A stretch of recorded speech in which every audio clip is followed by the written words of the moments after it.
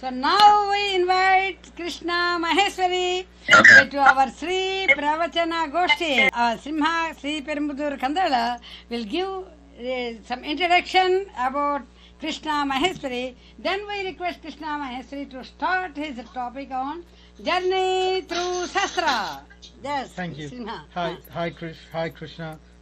Welcome to Sri Pravachana Goshthi. So today's speaker, as we all know, is Krishna Maheshwari from Santa Clara, California, and Krishna Maheshwari is the founder and CEO of Hindupedia, the online encyclopedia of Hindu Dharma. In addition to making an online encyclopedia, which is www.hindupedia.com, Hindupedia has also developed an alternate framework for how textbooks should cover Hindu Dharma that has been backed by Hindu organizations representing over 1 million Hindus in the US. He has co-authored Making Children Hinduphobic, a critical review of McGraw-Hill's world history textbooks, which is the first published work that does a formal critique of a textbook coverage of Hindu Dharma. Krishna has co-founded several Hindu organizations in the past, including Cornell Hindu Student Council, which is also the Cornell Hindu Chaplaincy, Chinmaya Mission Seattle, ISKCON Bhakti Vriksha programs in Boston, San Jose, and Seattle, and Yoga Bharati Seattle. He's an invited speaker on Hindu topics at conferences across the US.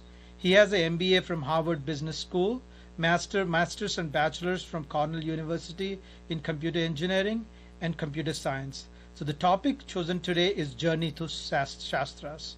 And we now request Mr. Krishna Maheshwari to deliver his welcome speech. Krishna Maheshwari. And the proud parents. Namaste, Jai Shri Krishna. Thank you. Jai Shri Krishna.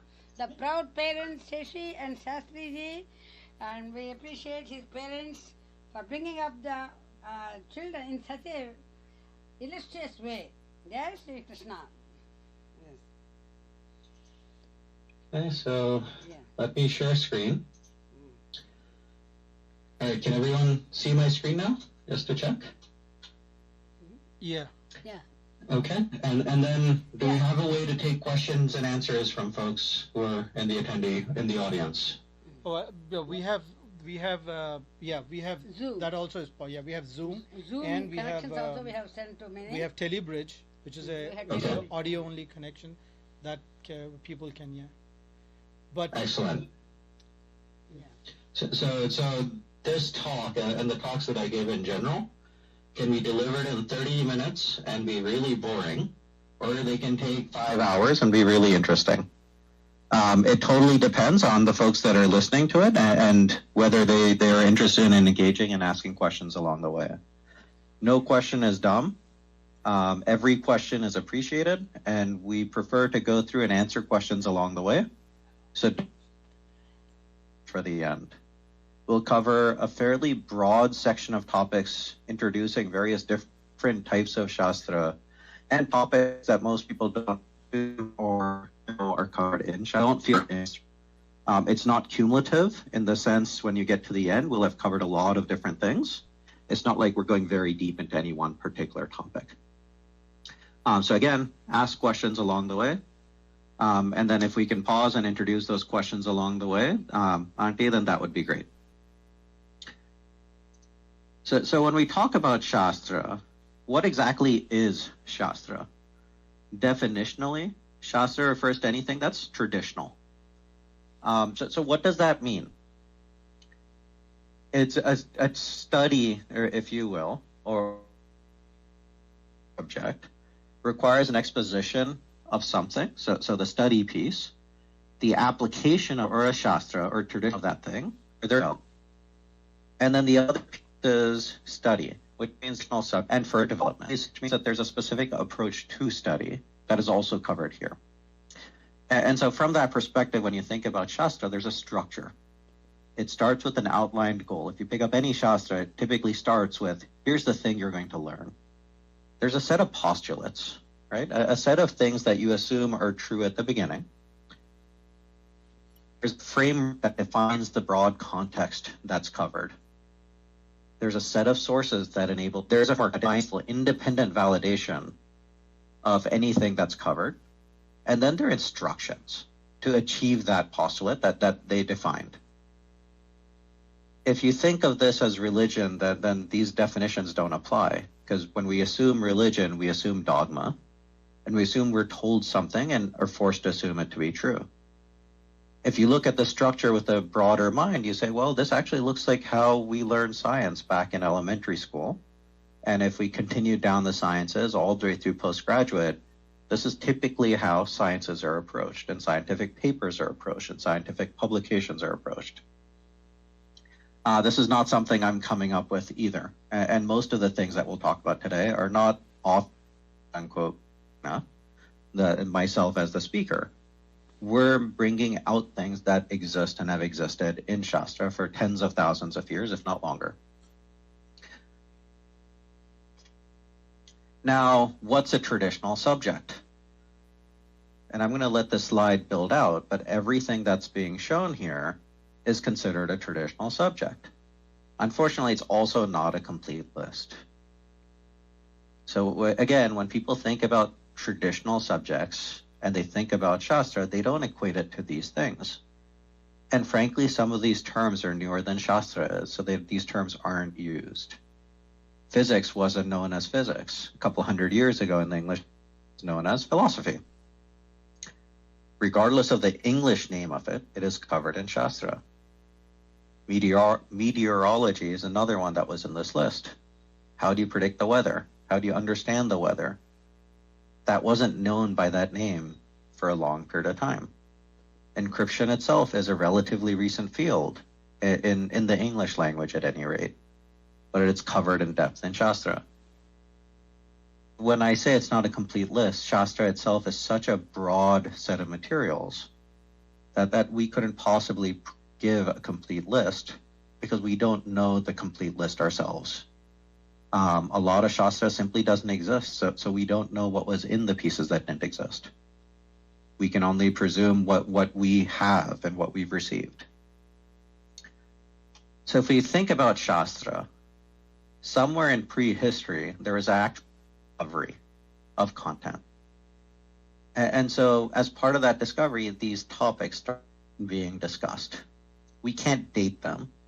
Just there's too much time that's passed, and our sense of history doesn't allow us to do that. Now, in order to pass that discovery on, we needed education. And for education, we needed two other things: language and agriculture. If we didn't have agriculture, we'd be living in a nomadic from point to point. So that's where agriculture was important, because you had people settled in a specific place and didn't have to roam around for survival. They could actually pursue education as a dedicated endeavor. The other piece was you needed language. If you're communicating in Krantz, you can't communicate sophisticated. It's simply not possible. And then when you develop language, and think about your own kids, how much can you convey directly depends on the sophistication of that language, not just the sophistication of the person or the intelligence of the person that's using that language. If I'm limited to small basic words, we realize there's only so much I can communicate. If I want to talk about computing concepts, I need language to be evolved enough so that I can introduce those concepts and have words to do so, or introduce enough content in the language to introduce new words and define them in the existing language. So we had education, we know we did, but the language and agriculture were both sophisticated and developed enough so that we could actually communicate the concepts that were discovered. But that's not enough to propagate. You had to make it more formal, right? Shastra itself, and if you look at Vedanta, the term Veda Anta, what you had was an organization of knowledge that came out of debate and was agreed upon at the end of it. Now, for that, you need organization and you need the ability to debate. But if you look at the ability to debate and look at how do you get that ability, you need two other things. You need a formal language and you need a knowledge system that supports that formal language. How many times have you talked and debated with someone, and 30 minutes, an hour, 2 hours later, you realize you were talking right past each other? And that the reason that happens is you're not using a formal language. You may both be using the same language, may both be English or Hindi or Malayali or whatever the language may be. It's the same language, but you're using it as we speak it in common tongue. When you go into academic debates, or you go into PhD thesis defense, for example, in those things, there's a very formal language that's used where words, meanings can't be interchanged. That's the type of formal language you need. From a knowledge system perspective, you need to be very specific to use that formal language in the context of the debate you're having. So therefore, your education has to have evolved enough and your content has to have evolved enough such that you can develop this knowledge system itself. When you have those two things, you are now in a position to have an organization and a debate. And you need to have enough of these over a prolonged period of time and space for something to become formal and formally accepted and broadly accepted. If it's a debate that's one-off in a certain part of the world and no one else hears about it, does it matter? Was that knowledge passed on anywhere? Did anyone else learn it or learn the conclusion of the debate? The answer is no. So then did you actually develop and propagate that language? And the answer, that knowledge, and the answer is no. Now, all of this happened in prehistory. What happened in ancient times? So now we're talking about old and long time ago, but not forgotten. And what we have proof of is writing. And say, okay, we have writing, but what does that mean? What else did you need to have that writing? You needed a language to write in. You needed script. You needed materials to write on. So you had to have enough sciences to develop the material that you could write on in the first place. Not to mention the ink and the pen. If you're carving everything into wood, then that's a very different thing in terms of level of effort to write something and to store it. Versus something like palm leaf or paper. You also had to understand and value the benefits of writing as well as the limitations of writing. And you see that in Shastra, that there is a benefit and value to writing, but there's a recognition of the limits of writing as well. And in ancient times, and we have evidence of this, which is why it's an ancient and not prehistory, is we have tens of thousands of transcripts that are in palm leaf that have been preserved for thousands of years. Many of them, unfortunately, are disintegrating, but many of them have existed and been reproduced over time. As things evolved and time passed, you needed to consolidate those materials. And for consolidation to be successful, you needed a civilization to evolve that would do that consolidation. So you had the knowledge system, you had the writing capabilities, you had the debate, you understood the value of all those things, and then your civilization evolved to something more sophisticated and broader. And there is a need to bring these things together, or recognition there is value to bring these things together. But they couldn't have happened in absence of civilization because just the infrastructure required to support such an endeavor wouldn't have existed.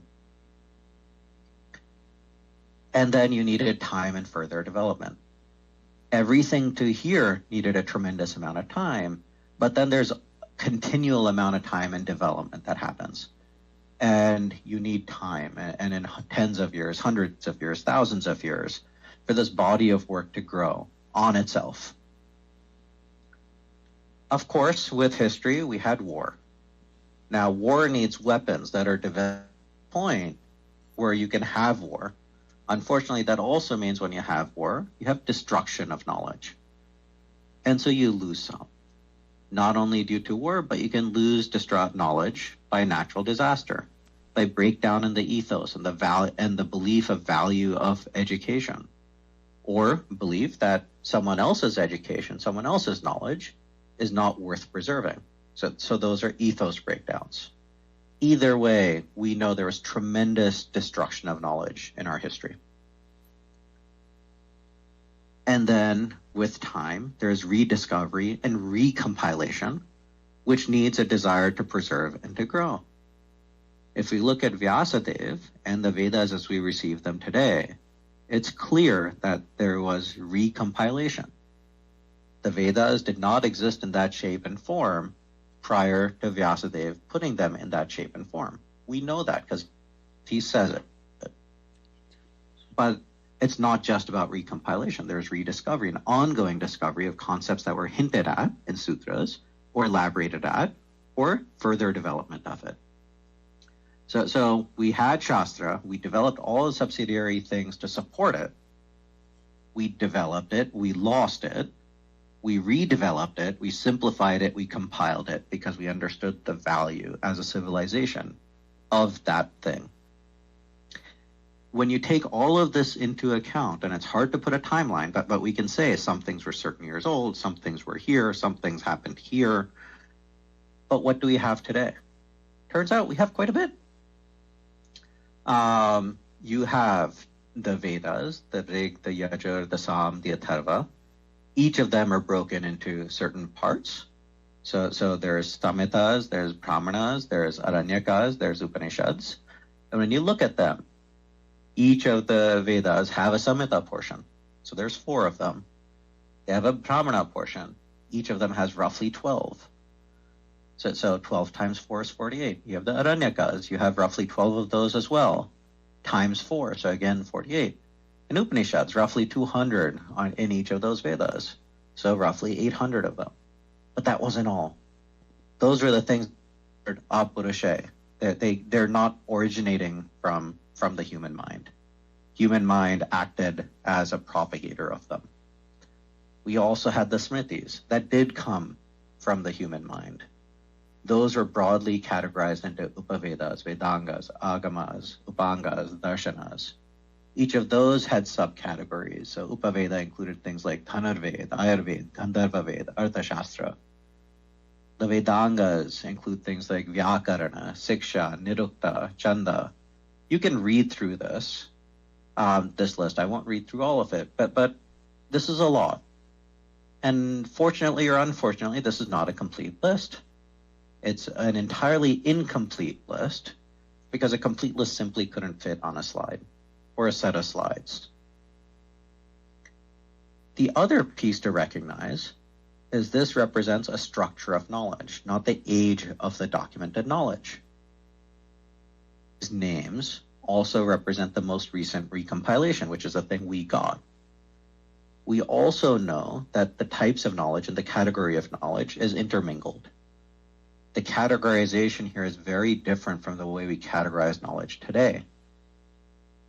And so when we go to document and we say the Rig Veda is the oldest Veda, what does that actually mean?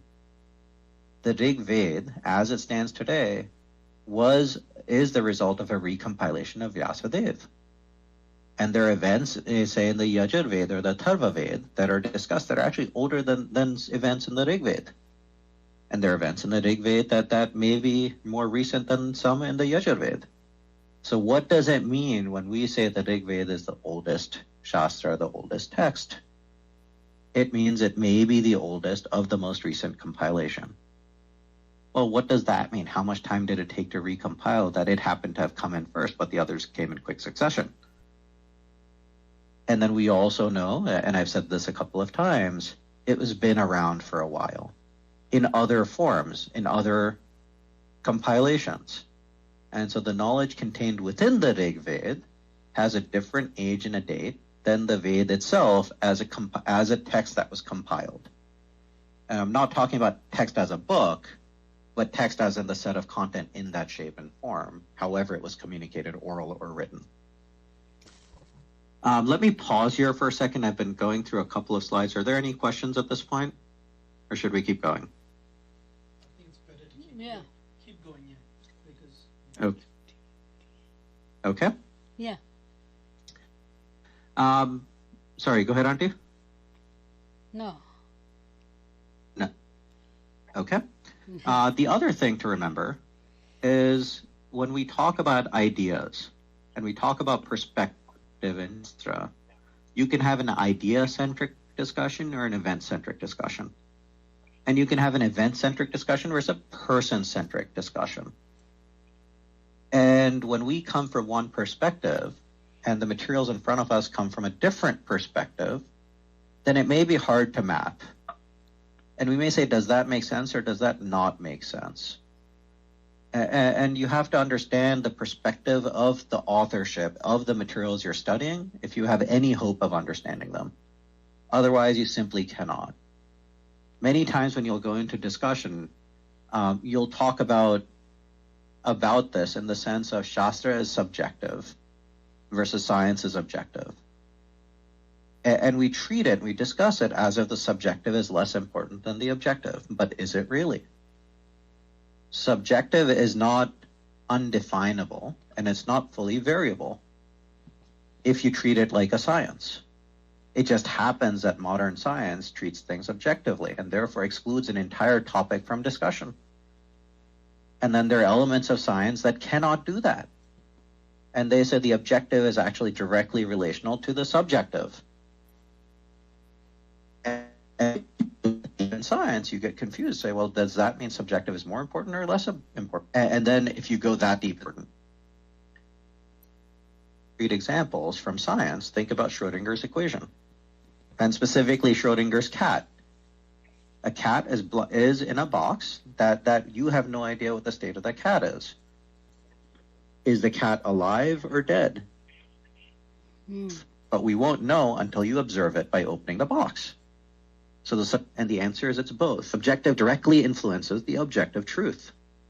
When you look at Shastra, it says the subjective is important and as important as the objective. And so it has a very different perception of a perspective of the world than what we treat today. The other piece when you look at Shastra is to recognize that they are not historical texts. They're knowledge texts that happen to have history. And we use that history to define the age of it and attribute importance based on the age. But the authors never treated the historical aspect of what they were doing as the thing that was important or worth preserving. They felt that the knowledge itself was the thing that was worth preserving, and it was sufficient to preserve it. It had to be communicated, it had to be taught, and it had to be further developed. And you see that when you open many of these texts, there's a dialogue between a teacher and a student. And the one thing that every text has in common in these dialogues is the student has to ask questions and the teacher gives the answers to questions. And so as a seeker now, you have to go find the text with the student that has the same question as you do to get an answer from a text. Or you need someone to interpret and extrapolate to take your question and apply that knowledge to give you your answer. Usually those are the gurus and the sannyasins, or the sannyasis, who have spent the time to study the breadth of the Shastra. And even then, most of them can't have studied everything because the topic materials are just too large. So that is about setting context behind Shastra, what it is, what's its breadth. But where do we begin our journey? Because this discussion is a journey through Shastra. And so we have to begin with the Veda. That's the apurusha piece. That's the piece that was not originated in the brains of men. We were rather the conduit of this knowledge. And so at this point forward, we're going to give examples that you may or may not have thought of and talk about them in the context of Shastra, but also in modern terminology. So in the Veda, there is a discussion of a rata. Now, when we think of a rat or a rata, what we think about is the Mahabharata and the type of rats that's depicted in B.R. Chopra's Mahabharata for many of us, but pick any one that you'd like. Typically two-wheeled, sometimes four-wheeled, a set of horses dragging it. There's a charioteer and a warrior. Sometimes there's not even a charioteer. This is the way we think about a rata. Is this the thing that's described in the Rig Veda? Would you think of this as a rata? The Vidyut Ratha is something that's explicitly described in the Rig Veda as a powered vehicle. What about this? The Tri-Chakra Ratha is discussed in the Rig Veda as a three-wheeled flying vehicle. And these are translations, but they are literal translations of the things in the text itself. If we go to the next one, the Kara Ratha is an amphibious vehicle. Many of us haven't even run into these. Unless you happen to live in Seattle or Boston, then you can actually take a duck tour, and you get to sit in one of these. These were very popularly used in World War II as well. But these are discussed in the Rig Veda, and there are three examples. We can talk about the Tritala Ratha, the Vidyut Ratha, the Jalayan. There's so many more. But the point is, we have a presumption about a level of technology that existed in Shastra versus opening the Shastra and seeing what is actually described, and then seeing, can we understand it? Have we advanced ourselves to a level where we have the equipment, the technology, and the language to understand the thing that's being communicated? When we think about the model of the solar system, this came about a couple hundred years ago, and someone had to die to make a point in ancient Greece. But the Rig Veda in the Aitreya Brahmana says the sun does never set nor rise. When people think the sun is setting, it is not so. For after having arrived at the end of the day, it makes itself produce two opposite, making night to what is below and day to what is on the other side. Elsewhere in the Rig Veda, it says the sun has tied Earth and other planets through attraction and moves them around itself as if a trainer moves newly trained horses around itself holding their reins. Elsewhere, it talks about the Earth as devoid of hands and legs, yet it moves ahead. All the objects over the Earth also move with it. It moves around the sun. Think about your studies and your examples of Shastra. How many times have you pictured the sun as Bhagwan Suryadev in a chariot with horses going through the sky? Or the personification of Earth as Bhumi Devi, moving, pleading for help with Bhagwan Vishnu. At the same time, you have these descriptions in the Rig Veda. How do you reconcile these? Clearly, when you look at this, you say, well, that's the heliocentric solar system. There's no other option as a student of science for me to understand this any other way. My next question would be, are you sure this is in the Rig Veda? Did you make this up? Or did you interpret it to mean this way? And the answer is no. I didn't do the interpretation. Someone else did. And they weren't a student of science when they did it.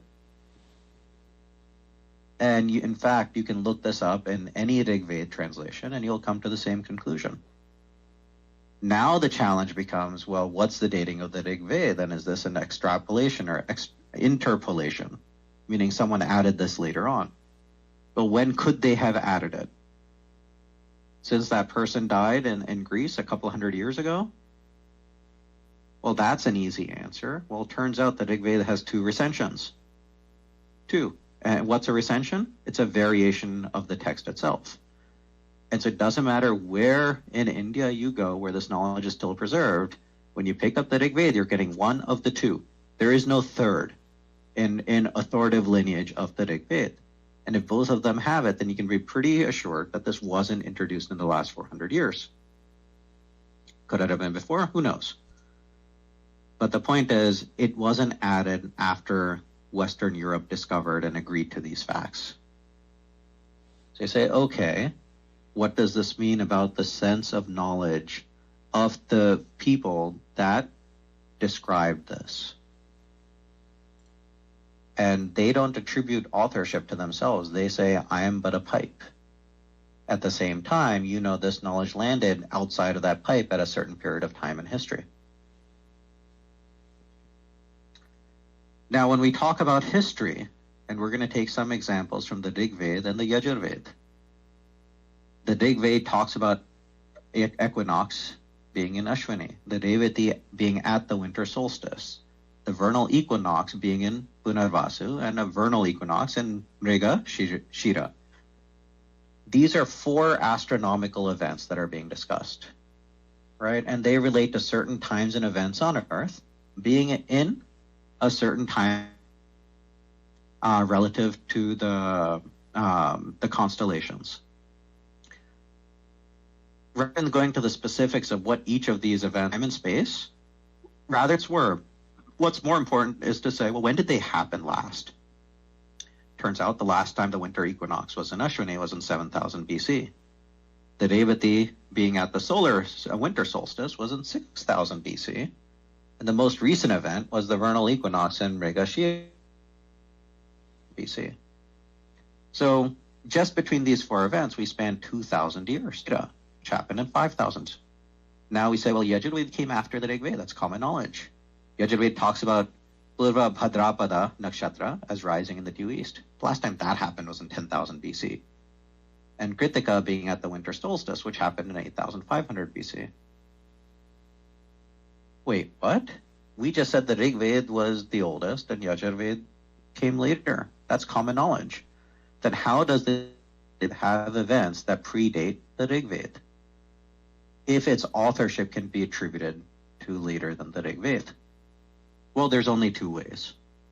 Either you believe the knowledge came through that pipe afterwards and described events that came earlier, the knowledge that came prior to it that landed in the Rig Veda.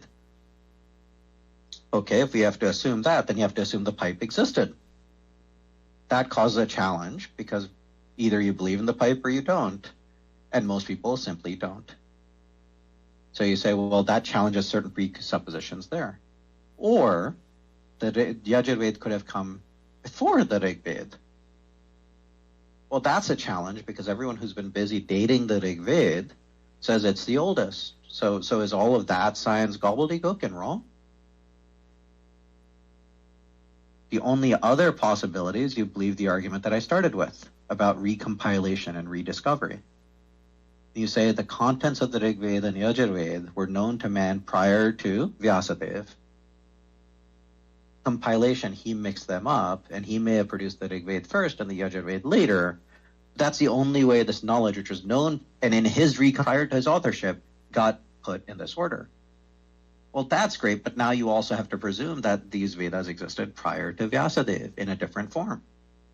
That is also troubling to modern science and modern history, because they like to attribute a date, and we're saying you can't use the construction of the text to date the text. All right, how many of you are students of science and genetics? On the left, from the Rig Veda, the ingenious Ribu brothers prepared a chariot for Indra. They prepared 2 powerful horses, the second being cloned from the first. The Ribu brothers produced a cow which yielded copious milk. During the experiment, Ribu said, we can make 2 cells from the original one. Vajra said, we can make 3, because he observed that when one cell was divided into 2, there were 3 cells. Vibhu observed and said, we can make 4, as a second cell can be divided equally like the first. This is typically, we don't talk about genetics being a traditional subject, and we don't think about this level of biological knowledge and genetic knowledge coming from the Rig Veda. Then how do we get these examples in this level of detail? And remember, the Vedas were not about science either. Just like they weren't a historical text, they were about preserving and propagating knowledge. So how did we end up with this?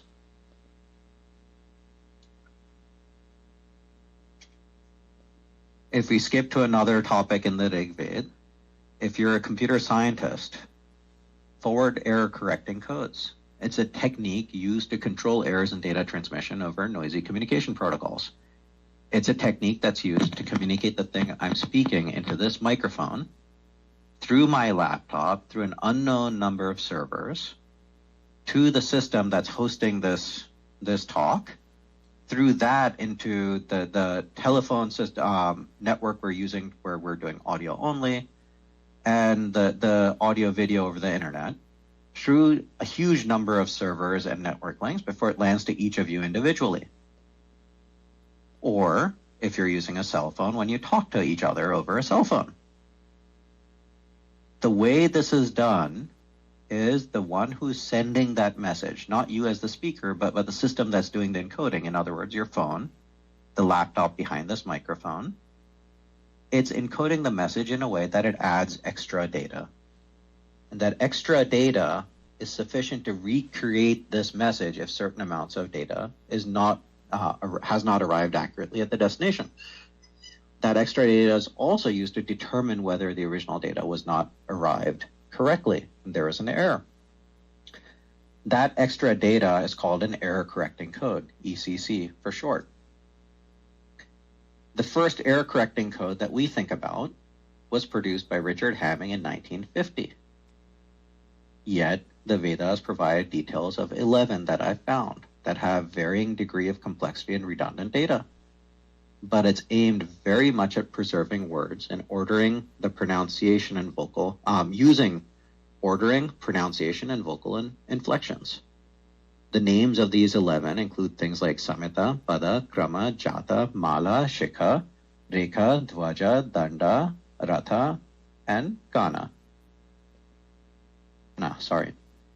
If you look at Ghana, and specifically Ghana part as the full form, the algorithm that it uses is described here, where you say word 1, word 2, then reverse the order, word 2, word 1. Then you go word 1, word 2, word 3, then reverse the order 3, 2, 1, so on and so forth. So if we listen to the Gayatri mantra, so if you listen to it carefully and you put this algorithm in place, what does it tell you? If you lose any word in Ghana part, you will not only be able to detect that you lost a word, but also that if it was wrong and what the correction should be. And so remember I said over the Rig Veda has 2 recensions. There are only 2 variations of the Rig Veda. The reason we are certain, but we can't play a game of telephone and make sure in a room of 10 people that the last person has the same thing as the first person, is because the presence of a parallel tradition with error correcting codes. These 11 and the others that come to us through Shastra are the only examples in the world and world history of error correction codes being used through an oral tradition.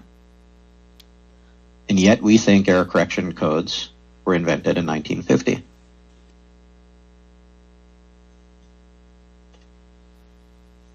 So stepping away from the Vedas, we're now going to look into the Opaveda. So this piece, I think most folks will recognize that dance, drama, and music come to us through the Gandharva Veda. In fact, it's not just dance comes through the Veda. The system of dance, the knowledge of the dance, the description of the postures, the mudras, the eye motions, the meanings of the different forms are all there. Similarly, it's not just their stories of drama in the Gandharva Veda, but it describes the systems, the techniques, the meanings of dance. Same thing when it comes to music.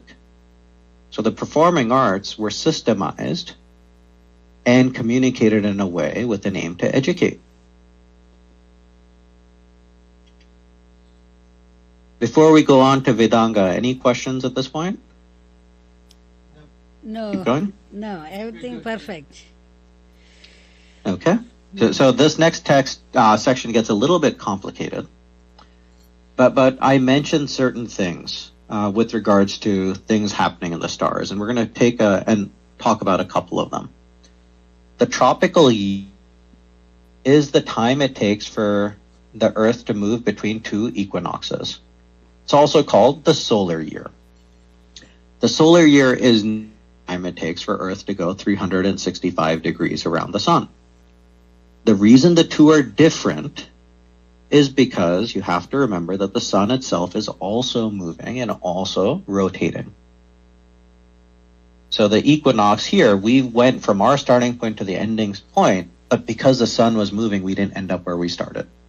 In fact, we can never end up where we start the way the stars move and the way the Earth is moving. And when we look at science and what we know is that the tropical year changes every year, right? By 0.0053 degrees, in fact. And so the precession is 50.26 minutes per year. Now, Surya Siddhanta, which minimally is dated 2,000 years, declares that the tropical year, the interval between the two equinoxes, is 365.2435374 days. Somewhat of an arbitrary precision. There must have been a reason for that precision that was given. But in the year 2000, modern science calculated to be 365.2421897 days. So the difference is in the third digit decimal, the thousandths place is where is the largest difference between the two. Now the challenge is, the difference between the two, if we subtract them, is 1 minute 54.4412 seconds. That's the difference in our calculation in the year 2000 from the Surya Siddhanta. To make matters more complicated, we're in the year 2020. And so the value in 22,000 that I've written here is not the same as it is today. Further, that back to the time of Surya Siddhanta, and if we had modern inference would have changed the science, we would have gotten a different value. Because remember, the period itself changes every year. So now we say, well, Surya Siddhanta isn't accurate. Okay, great, it's not accurate. How inaccurate is it? According to modern standard, it's actually really, really close. Right? Less than 2 minutes apart from today. But who's bothered to say, well, were they accurate for their time? And what was the accuracy in their time for the tropical year? Well, turns out we don't have the science to do that. We can extrapolate back saying, well, it changes by this much per year, so let's do that math backwards and say, well, how did it land? But the challenge is there are things with very large periods of time that interact and can cause the sun to change. So now you have to calculate, well, what are the changes in the sun and its orbital period over that period of time? Are there other things that could have impacted the Earth's tropical year over this long period of time that could have also caused it to change? And we just don't know. What we do know is regardless of trying to get to accurate, it was really, really close to what we calculated to be 20 years ago. And even if we calculate today, it would be really, really close. Turns out it's not easy to calculate this thing, even today. But if we had to calculate it back then, what does that mean? And what happens if they were 100% accurate, assuming we're 100% accurate today? Well, if we say their date was 100% accurate, and it was accurate for their time when they calculated it, that would mean the Surya Siddhanta was authored something like 21,592 years ago, or 19,592 BCE. And you're going to say, Krishna, but wait, you just told me it was authored 2,000 years ago. How can that be? And therein lies the conundrum, because modern science dates Surya Siddhanta to be authored around 2,000 years ago. One of the two has to give. And if it's not 21,000 years, then you have to say there was some level of error. And so, okay, what was that error? And we can't calculate it. So now it comes to what you choose to believe about this text. The other piece is, what does it take to calculate something to this level of precision? Remember, like when we started this conversation, we talked about here's a specific development that was required for Shastra, and here's the presumptions of technology or evolutions of civilization that had to have happened for this development to have happened. Well, turns out if you look at the night sky with your thumb, right, with the naked eye, not even glasses, you can distinguish 6 degrees. So anything that moves more than 6 degrees, you will think has moved. Anything that has moved less than 6 degrees, you can't distinguish that motion from night to night, and you'll never know. So, okay, well, presume that they didn't have any equipment. Great. How long would a naked eye observation have to happen every day, night after night, to get to this level of precision? Turns out that calculation is something we can do, but we don't like the number. It's about 10,000 years.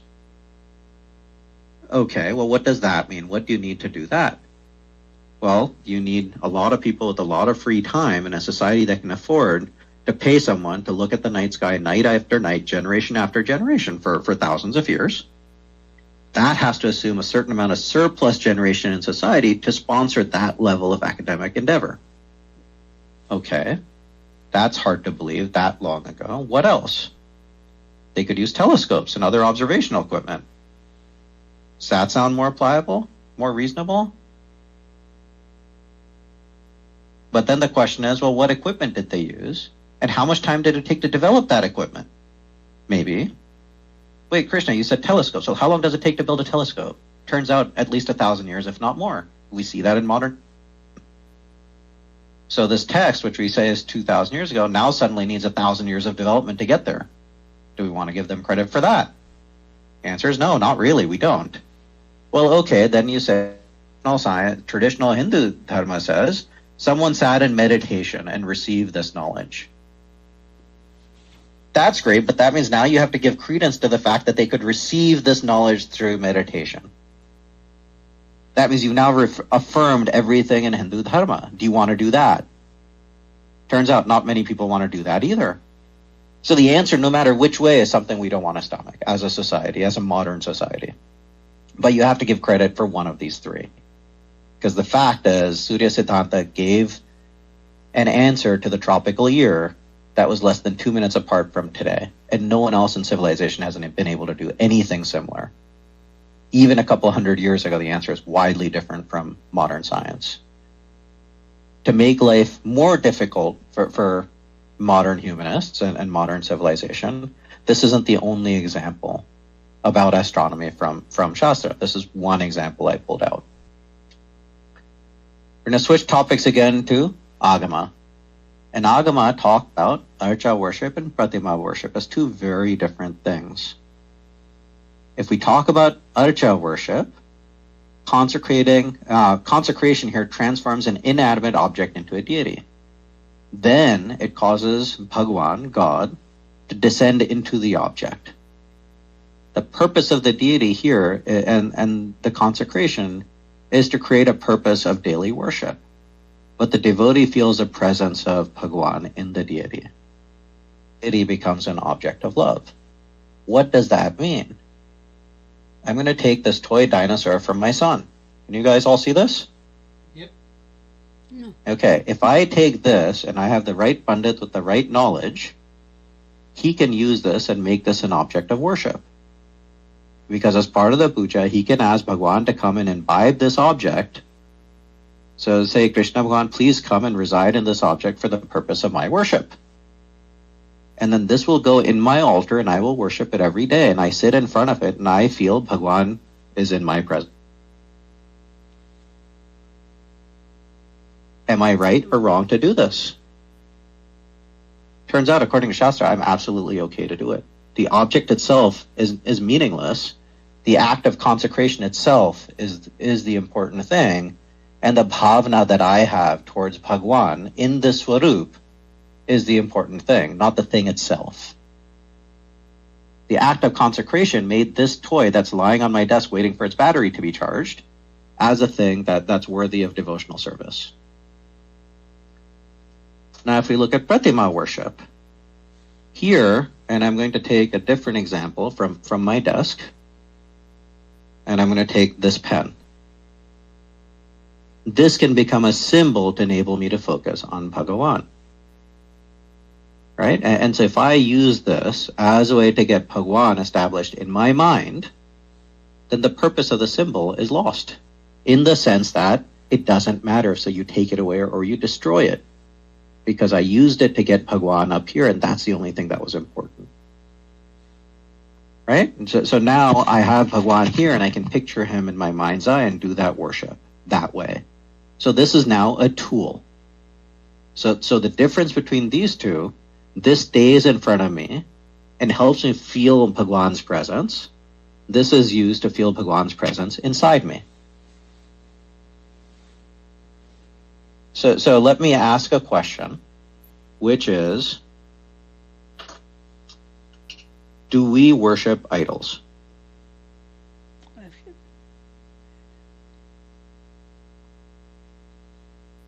Can we have someone give an answer so we can move on? Okay. Yeah. Yeah. So we worship deities. Yes. So I didn't ask if we worship deities. I asked if we worshipped idols. Right. Murti. It leads to the question leads to the answer. So essentially, we worship deities, not idols. That's correct. However, when you look at talks from many people greater than me in Hindu Dharma, they talk about idols. They don't talk about deities. And it is a tactic for missionaries to talk about Hindu worship of idols, and that being sacrilege in their eyes. And they denounce us for it. And so here, language becomes really important. And I'm intentionally using language that is wrong in my slide, but correcting it when I'm talking. I'm not sure if you're picking up on it. My slide said consecration causes God to descend into the object. The word here you have to be careful of is the word God. Right? Just like we're picking apart deity versus idol, recognize the language we're using has limitations and it has connotations. The English language is a Judeo-Christian construct. And so God in the English language has a Judeo-Christian connotation. If you heard me talking, I consciously juxtaposed God with Bhagawan when I was talking. Bhagawan does not have the same connotation as God. But when our saints and our gurus and our sannyasins come and talk, they typically have a very deep understanding of Shastra. They may not have a similarly deep understanding of English. In fact, I would argue most of them do not. And so when you hear these words, it can cause confusion. They're using the word idol in the sense of deity, but their English is somehow limited to the fact that idol comes out of their mouth. Doesn't make the concepts that they're communicating any less. And there's usually enough context with a Hindu audience that they inherently understand. But in this country, when we're communicating with others, it's incredibly important that we use the correct terminology. And in many cases, if you can't figure it out, use the terminology from an Indic language, because the context is there. And if someone can't understand it, they will just understand it to be something that can't be translated into English. Or if they say, oh, you mean God, you say something like that, but Bhagawan means more. And you can leave it at that. You don't have to go into a dictionary definition in every discussion. But language is important. And this is the reason we talk about objects of worship, because they can be counterintuitive.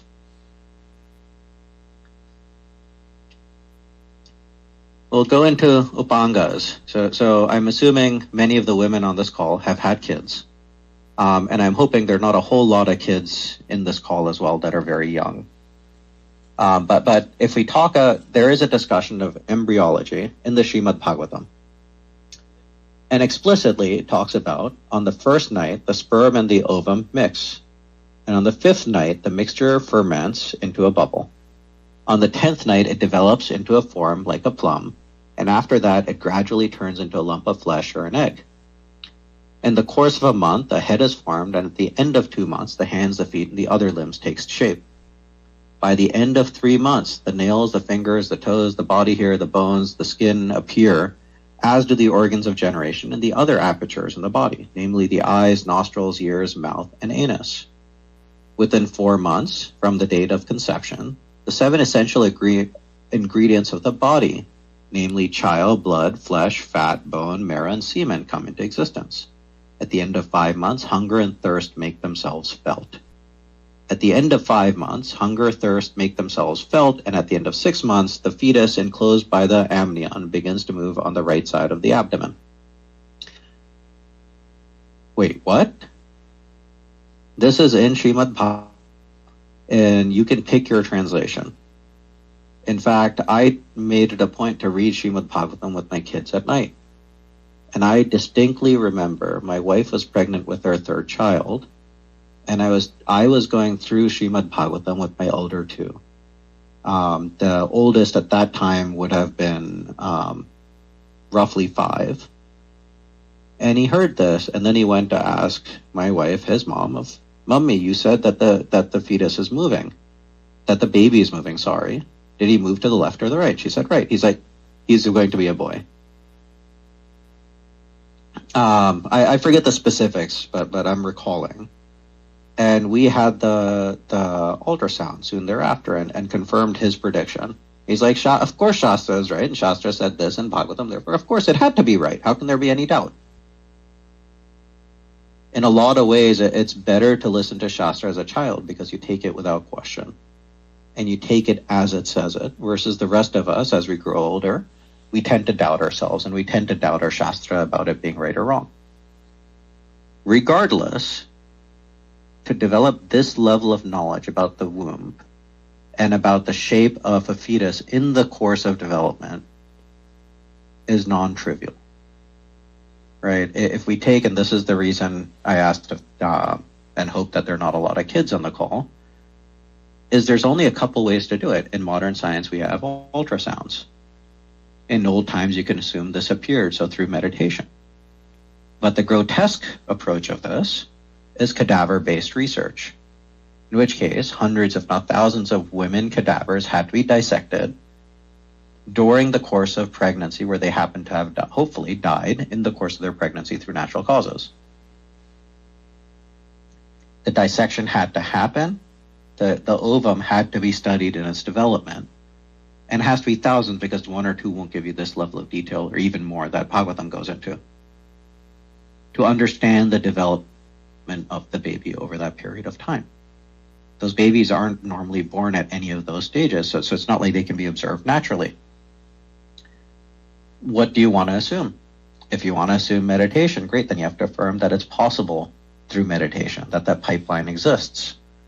If you don't, then you have to assume that the grotesque. And if you do, again, if someone is doing that level of research, that means they have time to waste on that level of research. And they have to have the presence of cadavers for that level of research. And since that many people don't die in one place and in any concentrated period of time, you need a system of transportation. And you need a system of communication that people know they have to transport those cadavers here instead of burning them at the ghats. You have to assume there's a system to sustain that level of research so that they can do this quote-unquote non-productive thing instead of doing agriculture and feeding everyone else, as the majority of society is busy doing. So there has to be a certain amount of excess. So as you go into those preconditions to allow this level of research to happen, you end up creating a timeline of civilization to justify this research even being possible in the first place. At the end of it, though, this is something any of you, I'm assuming most folks on this call, will have a Bhagavatam set. So you can, of everything in this presentation, this is probably the easiest for you to confirm.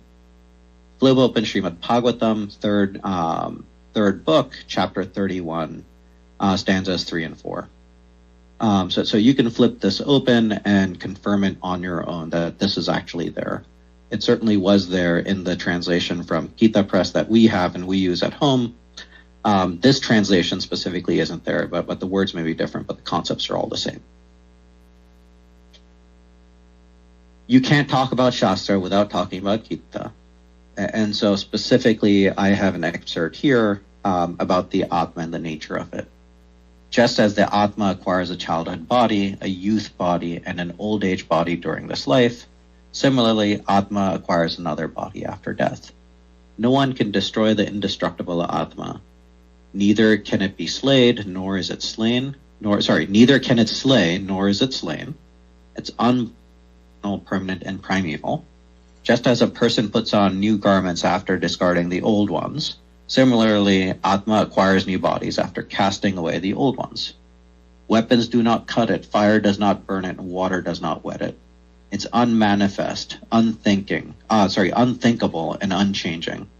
Some describe it as a wonder, others describe it as wonderful. Others yet hear of it as a wonder. Even after hearing about it, no one actually knows it. This is one description of Atma. You can hear thousands of different descriptions of Atma across the different Shastras and across the different gurus, but the message is consistent. This is the thing we tend to focus on the most. It's the philosophical. It's about the nature of reality. It's not the things that we've been talking about, which we don't talk about. So I'm not going to belabor this one. I'm assuming this is familiar to most of the folks on this call.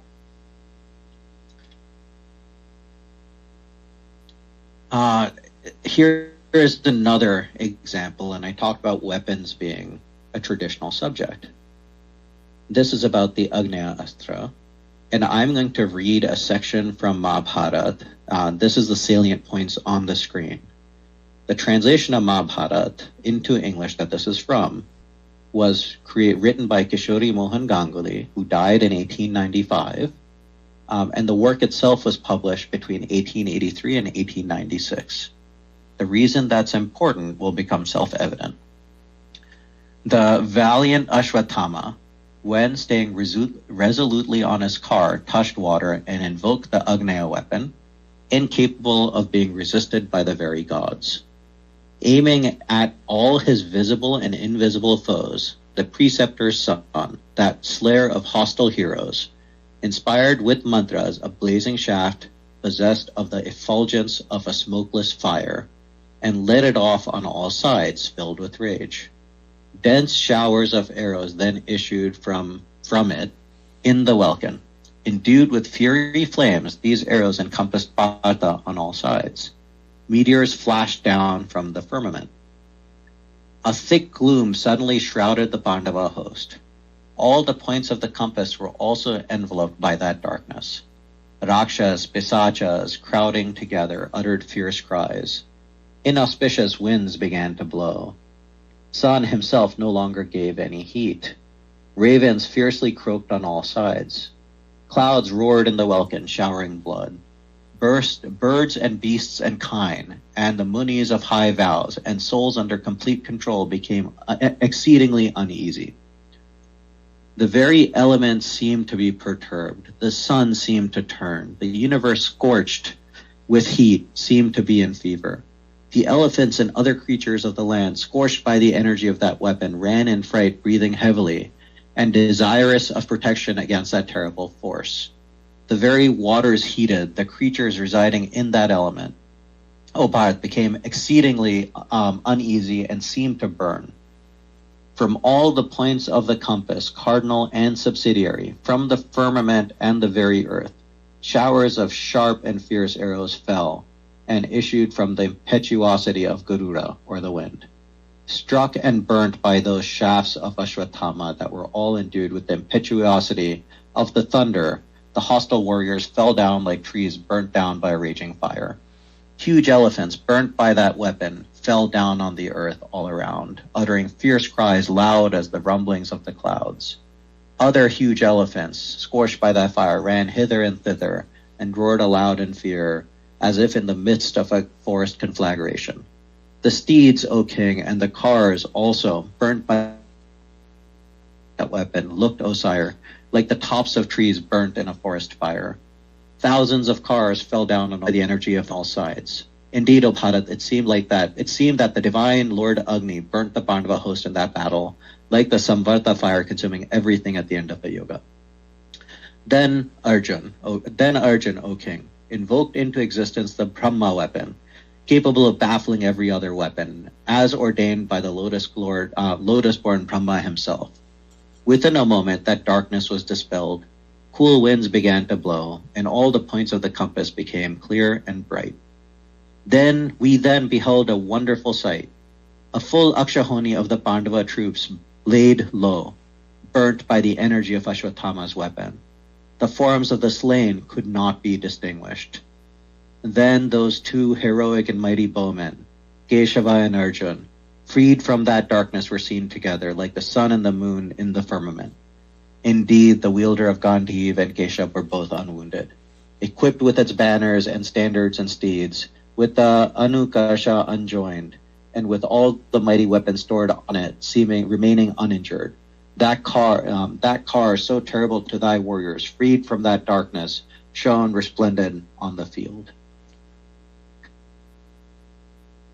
So one Akshahoni here means 218,700 Pandava troops were killed. Does anyone know how many people were killed by one of the two nuclear weapons that were fired in Japan? If I remember correctly, something on the order of magnitude of 16,000 or 20,000. Yes. Now, when we look at description, sorry, was there a comment? No. If I look at the words here and call a few of them out, darkness and inauspicious winds began to blow. The sun no longer gave any heat. Does that mean the sun literally didn't give any heat? Or the explosion of the weapon was so strong and the heat it gave was so strong that relative to it, the sun no longer gave any heat. It felt cool to the touch. Similarly, when we talk about the universe scorched with heat and was in fever, water boiled, creatures burned, warriors felt like trees burnt down by a ravaging fire. Any normal weapon does not do that, and any weapon born of archery certainly does not boil any water, and certainly does not burn anything like a treetop burned by a fire. Right? So this meant this had to be some form of chemical or nuclear reaction. There is no other choice. Now, if we talk about huge elephants being burned by that weapon, well, it takes a lot to kill an elephant, it turns out. That's the reason they were considered the battle tanks of the ancient world. You couldn't kill an arrow. You could make it angry or hurt it and cause it to go wild by kill it easily within shooting it in the eyes or in some sensitive portion of its body. But you couldn't kill it that way.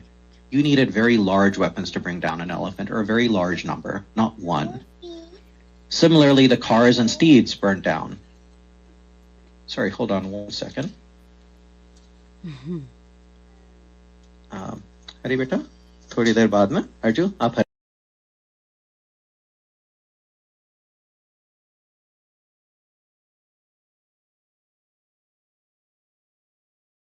So if we look at this and look at the effects, right, they're disastrous enough a weapon that we claim to have but have never tested.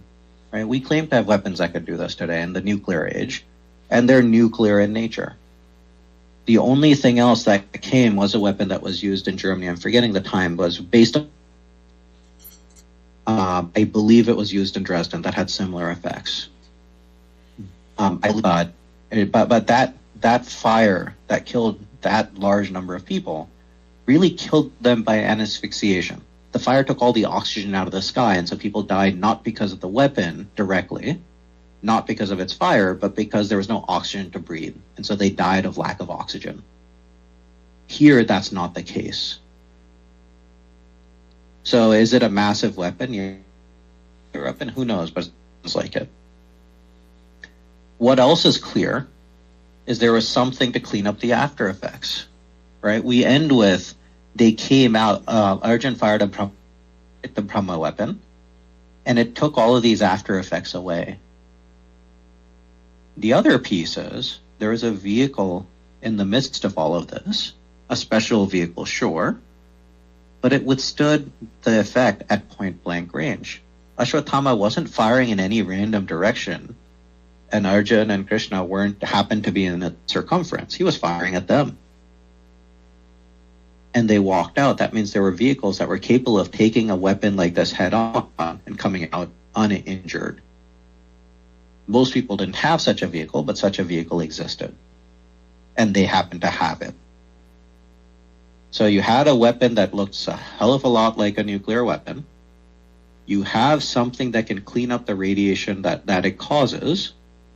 And you have a vehicle that can withstand it at point blank range. Think about the technology and the development of civilization, the development of knowledge required to do all three of those things. We have one of those three, not three of those three today. Skipping forward to darshanas. So whenever you talk about darshanas, you have to talk about pramana, or the source of knowledge.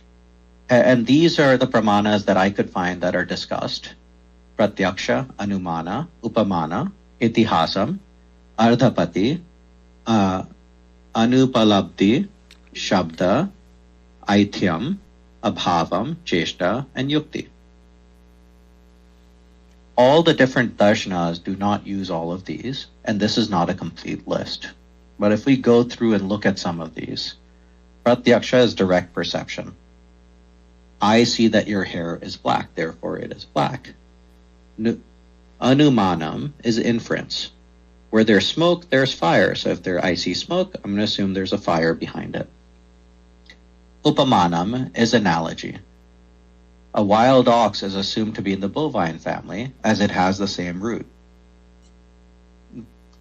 Gao, in this case. Itihasam is historical fact. Whether you take it as Ramayana or Mahabharata, or from the Puranas, that teach us how to live a dharmic life by using it as something from history. Ardhapati is postulation. You can deduce a healthy person must be eating at night if you never see them eating in the day. Because they're healthy, that means they're getting food, and because they never eat in the day, therefore they must eat at night. Anupalabdhi, absence. A pot doesn't exist on the table just because we can't see it. The lack of this ability is fun to play with in kids. If you go to very young kids, babies, like less than 1 year old, and you say, ever play this with a kid? Right? When you're here, the child doesn't see you, so he assumes you don't exist. And when you do this, they're like, where? That's the reason kids have so much fun with it. If you study child development, that's the psychological process. Wow, you came out of nowhere, but that's the reason kids have so much fun playing chupa. Shabda, specifically this relates to at that age, Veda and things that are in Veda, which, for example, Brahman is all pervasive, and that concept can be traced in Mandukya Upanishad. But other than Veda, there's no way to verify Shabda. Aithityam is tradition. The old fort in New Delhi is believed to have been built by the Pandavas. That's a verifiable account. That's not a verified fact in the modern sense of the word, but that is the thing that's been passed on for generations. Abhavam talks to the absence of existence. I can't see someone that's lying on the other side of a wall. Cheshta is about movement. When someone's body language tells us something about that person's thought, so I can deduce that by this movement. Yukti talks about experience. A physician uses Yukti to find a remedy with the limited information. He listens to your heart and then says you have a heart murmur. It's not because he saw the murmur itself, but through his experience in treating heart issues, he knows. This is some set of pramanas. And how is pramanas used? Pramanas are used to prove as a way for different darshanas to prove their view of the world. If we look at science also uses pramanas. They don't explicitly talk about them, but they are used. Postulation is used. Analogy is used. Direct perception is used. Inference is used. Shabda is not used, but etiyam isn't used. Abhavam isn't used. Cheshta is used. Yukti is not used. Right? So science believes in pramana as evidenced by the what is allowed to prove a scientific theorem. But they don't believe or use all of them. Specifically, Shastra and the Darshanas outline all of them, and then every Darshana says, this is the set we use to prove the thing that we are proving. Now, if we go into Darshanas, what are they? And what do they use? They use and define a specific set of pramanas that they use, and that's what defines the valid knowledge that they believe to be valid. Vedanta, for example, uses sense perception, inference, scripture, analogy, postulation, non-availability. Charvak, on the other hand, uses only sense perception, only things that I can directly see. And the Charvak Darshana does not use anything else. They create a worldview. They talk about a worldview. Where did the world come from? How did it get created? How does it change? What caused it? What are the qualities of nature? For example, Vedanta talks about the universe as appearing as it does because of the limitation of observing faculties, and talks about Brahman as the only cause. Sankhya talks about the universe as not being created or destroyed, but that it can only be transformed, and attributes it to two causes, Purush and Prakriti. Darshanas also talk about the absolute. What is Brahman? As a substratum essence of all existence manifesting as this world. Vedanta here talks about it being immutable, but yet transforming into the universe. Jadvak, on the other hand, says there is no Brahman because I can't directly see it, and the world is ultimately essenceless. Darshana always addresses the individual self. What's the individual self? They're the attributes of self in the bound and liberated states and in relation with the world. Vedanta talks about self as being undifferentiated from Brahman and liberation. Brahman and liberation, sorry. Jadvak says there is no self other than the body, because that's the only thing I can see. Again, direct perception. They talk about binding. The experiences in the phenomenal world, the sources of misery, are the sources of binding, and the laws of action and inaction. Vedanta talks about binding as being caused by ignorance, the veil of Maya, if you will. The self, however, is entirely unbound and free. Vaisheshika talks about binding as association with nature. It's a very different description. And Darshanas always talk about liberation. Specifically, what's the nature of the liberated state? What's the nature of happiness? What's the means to liberation? How do you get there? Vedanta talks about liberation as realizing the true nature of self. That's all you need, is to realize that true nature, and you are liberated. Jadvak talks about going out of existence as liberation. So you die and you're liberated.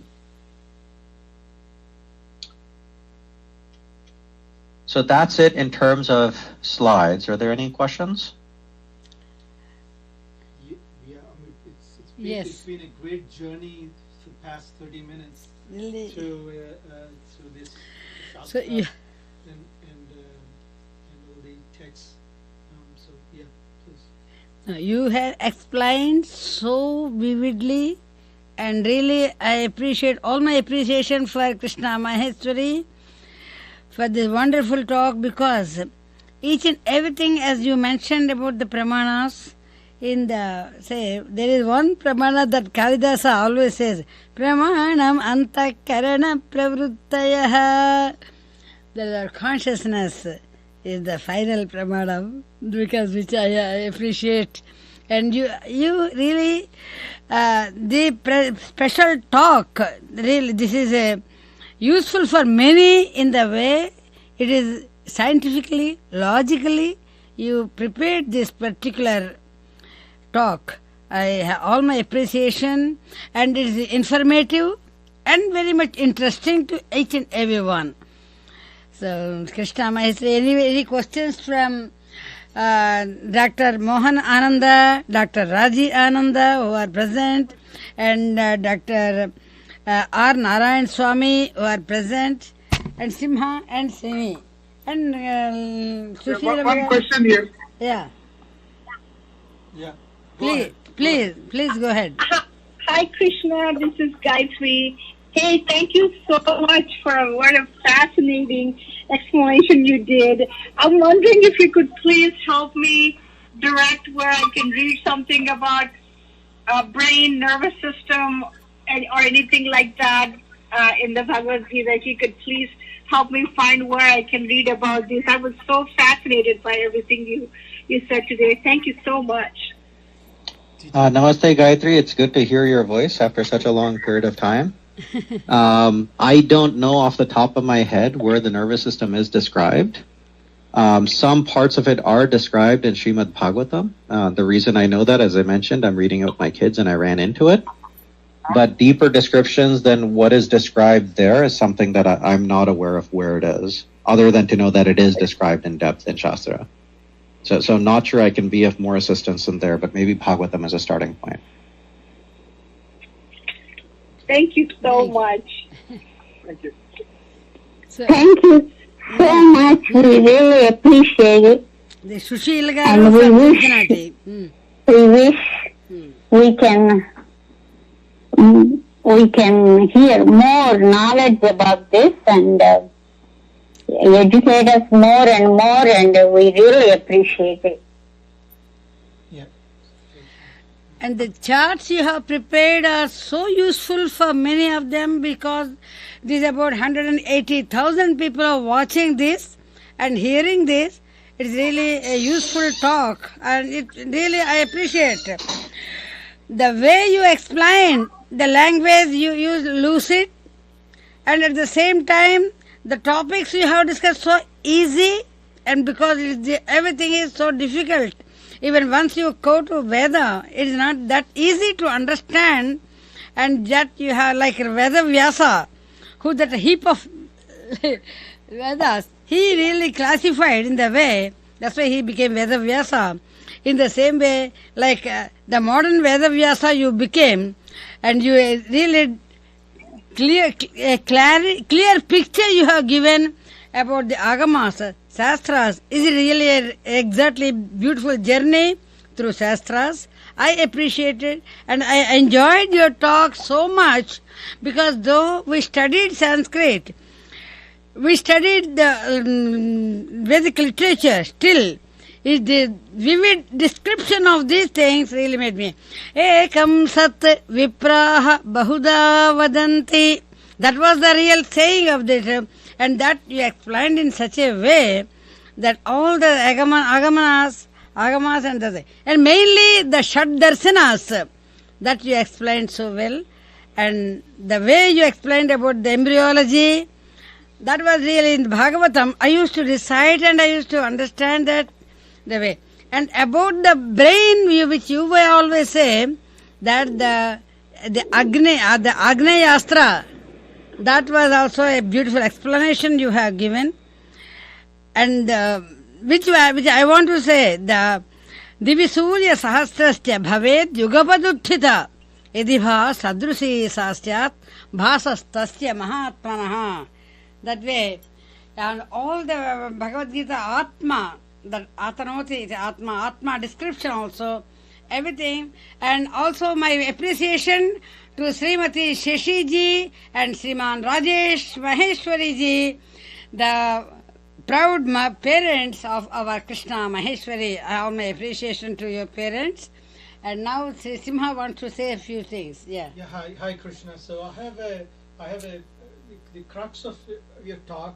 I just want to know your the essence, the outcome, or your experience on the question of. I'm assuming that I'm assuming that because there's a beyond the body experience that looking at the depth of which you have explained and the kind of conviction with which you have presented, this is my assumption that there are some kind of a beyond the body experiences that you might have encountered. So at least, or because from my perspective, I have gone through different coincidences, string of coincidences, which I can draw a pattern. So my question, at the end, my question is, I'm at a stage where I feel that most of it is part of the mind, or the what we say as Atma is part of the it's a global connected mind. It's kind of it's a one mind which people are tapping into. So sorry, I'm not being able to put the question correctly, but my question was, is it just a mind game? So that's, I'm sorry to put it very bluntly, is it just a mind game, or do you think there is an entity apart from the mind that's in the play, which we call as God? Is God just a mind, or is it beyond the mind there is an entity which is controlling all the minds? Yes, so it is beyond the mind. That was my question. Does it? So that's an easy one. Okay. Not to belittle the question, but it's easy because almost every guru of note talks about this topic. And I'm actually going to probably do the worst job of all of them in talking about it, and will refer you to almost anyone for a deeper exposition. Swami Chinmayananji talks about body, mind, intellect, and then Bhagwan being above and beyond that, and Atman being above and beyond that. these days my kids and I are reading about someone's notes on the talks by Swami Ram in the early 1900s. And so that example is the most fresh in my mind. And the way he describes Atman is that it is infinite. And specifically, we are like reflections of it. And the example he says is, you take a look at a mirror in a wall, and you stand in front of it, and what do you see? You see one of you. Take a hammer to that mirror and break it into two pieces. How many of yourself do you see? You see two. You take a hammer to each of those two pieces, and now you have four pieces. How many do you see? You have four. Do and you have 100 pieces. How many of yourself do you see? You have 100. One for each fragment. And so he describes Atma as you, the single, the one. And the mind, the body, the intellect, the instrument, if you will, of who you consider to be you, not who you actually are, but who you consider to be you, as the reflection thinking, I am it, and Atma is something different from me. And me as a reflection in this crooked piece of glass being different from the other me in the other piece of the glass. And so suddenly there are 100 individuals that think they're all distinctly different, but they're all reflections of one. The other piece he talks about, and now examine it logically, as he says, the Atma is infinite. And because the Atma is infinite, it cannot move. Examine that statement and say, well, if the Atma could move, by definition, that means it went from somewhere where it was to somewhere where it was not. Because that's the concept of movement. Well, if there was a space in the first place where it was not, then by definition it cannot be infinite. So if the thing is infinite, it actually physically can't move because there's no space where it doesn't already exist that it can expand into. So I don't know if that helps at all with your answer. With their question. I would refer to Swami Chinmayananji, Swami Ram, basically any living guru to get a deeper exposition here, because they're all infinitely more deep on this topic than me. Thank you. Yeah. And the answer is only Bhagavad Gita is the best answer for them. If they go through in detail, that really a realization it will give, I suppose, a great talk, lecture we could hear, and I appreciate Krishna Maheshwari for the detailed information in a very lucid way, and also it is for a layman can also understand, not only the great scholars, Vedic scholars, no, it's an appreciation, even a layman who has no knowledge about the Vedic, and your lecture will definitely help them to have, and also it inspires them to go through in more and more details about this. Thank you so much, Krishna Maheshwari, and all my appreciation to Srimati Shashi and Sriman Rajesh Maheshwari, the proud parents of Krishna Maheshwari. Jai Sriman Narayana. Thank you for having me. Jai Sriman Narayana. Yeah, let me conclude with a Vedic blessing.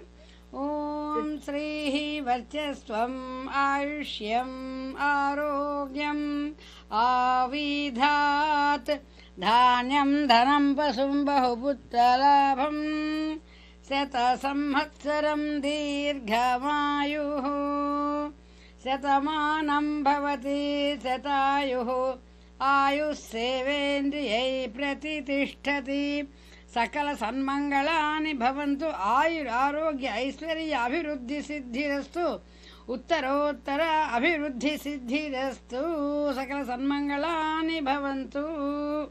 Jai Sri Krishna. Jai Sri Krishna. Jai Sri Krishna. Yeah, Jai Sri Krishna. Om